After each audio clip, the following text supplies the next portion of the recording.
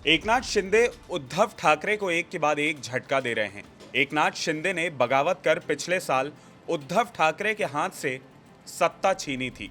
अब चुनाव आयोग के फैसले के बाद उद्धव ठाकरे शिवसेना और पार्टी सिंबल धनुष बाण से भी हाथ धो बैठे हैं। हालांकि इस फैसले के खिलाफ उद्धव गुट ने सुप्रीम कोर्ट का रुख किया है। उधर चुनाव आयोग के फैसले के बाद एकनाथ शिंदे गुट के हौसले बुलंद है।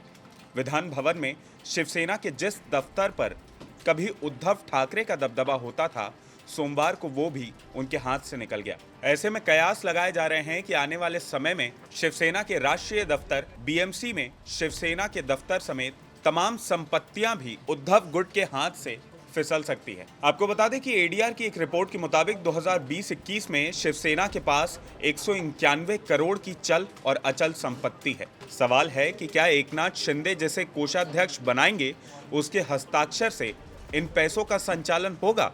यानी उद्धव ठाकरे को पार्टी चलाने के लिए पैसों का संकट होने वाला है। पूरे महाराष्ट्र में 82 जगहों पर शिवसेना के दफ्तर और मुंबई में 280 छोटे छोटे दफ्तर हैं, जिस पर कब्जे को लेकर भी जंग होना अब तय है। दादर में शिवसेना का दफ्तर और पार्टी का मुखपत्र सामना के स्वामित्व को लेकर भी सवाल उठ रहे हैं। हालांकि इनका संचालन ट्रस्ट के जिम्मे है। उधर उद्धव ठाकरे ने चुनाव आयोग के फैसले के बाद कहा कि वो आहत हैं। गद्दारों ने मां स्वरूप शिवसेना पार्टी की पीठ में छुरा घोंपा है। ठाकरे ने कहा कि हमने उन्हें एक परिवार माना, लेकिन हमें नहीं पता था कि वो अपनी मां को मारने के लिए सुपारी लेंगे। वो देश में तानाशाही और अराजकता लाने की कोशिश कर रहे हैं। मैं उन्हें ऐसा नहीं करने दूंगा। उद्धव ने कहा कि हमें ठाकरे शब्द का इस्तेमाल करने से नहीं रोक सकते। उद्धव ठाकरे चाहे जितनी मर्जी ताल ठोक ले, लेकिन सच्चाई यही है कि एक के बाद एक उन्हें बड़े झटके लग रहे हैं। एकनाथ शिंदे बाला साहेब ठाकरे की शिवसेना से उद्धव ठाकरे को तेजी से बेदखल करने में लगे हुए हैं।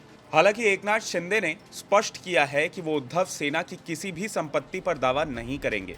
उन्होंने कहा है कि ये ऐसे लोग हैं जिन्होंने लालच में आकर 2019 में गलत कदम उठाया और वोटरों को धोखा दिया। शिंदे ने कहा कि हमें पार्टी की संपत्ति और फंड का लालच नहीं है।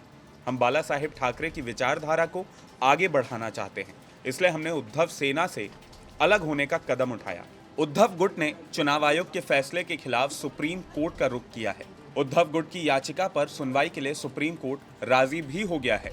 उद्धव गुट की तरफ से वरिष्ठ वकील कपिल सिब्बल और अभिषेक मनु सिंघवी ने सुप्रीम कोर्ट में कहा कि पहले ही उद्धव गुट के कार्यालय पर कब्जा किया जा चुका है।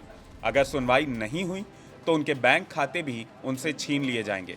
सिब्बल ने कहा कि चुनाव आयोग का आदेश सिर्फ विधानसभा के 33 सदस्यों पर आधारित है। तो कुल मिलाकर उद्धव गुट के लिए मुश्किलें बढ़ती जा रही हैं।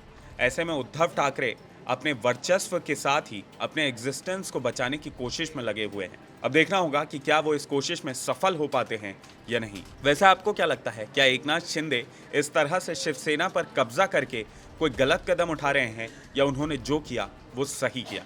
कमेंट करके हमें ज़रूर बताएं। अगर आपको ये वीडियो पसंद आया हो तो इसे लाइक और शेयर करना ना भूलें और IBC 24 के हमारे YouTube चैनल खबर विभाग को ज़रूर सब्सक्राइब करें। नमस्कार।